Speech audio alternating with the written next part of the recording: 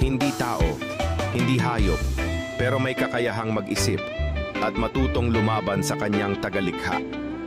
Ito ang tanong, tao ba talaga ang unang gumawa ng AI o may nauna pa sa atin? Welcome sa InfoRush. Dito, inuungkat natin ang mga lihim na matagal nang ikinubli.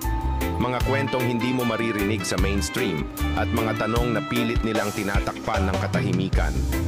Kung mahilig ka sa mga misteryo, kasaysayan at madilim na katotohanan, huwag kalimutang i-follow ang page na to.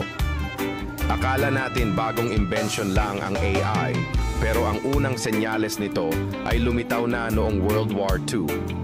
May mga dokumentong nagsasabing ang Nazi Germany ay nag-develop ng machine na kayang mag-analyze, mag-decode at magdesisyon mag-isa.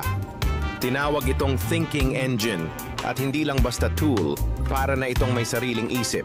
Pero ang mas nakakagulat, may mga tala sa mas sinaunang panahon pa, sa Sumerian tablets, na may di maipaliwanag na intelligent machines na kayang gumawa ng desisyon para sa mga tao. Ang tanong ngayon, tayo nga ba ang lumikha ng AI o tayo ang ginaya nito? Kung may teknolohiyang ganito noon pa man, ano pa ang hindi natin alam sa kasaysayan ng mundo? Follow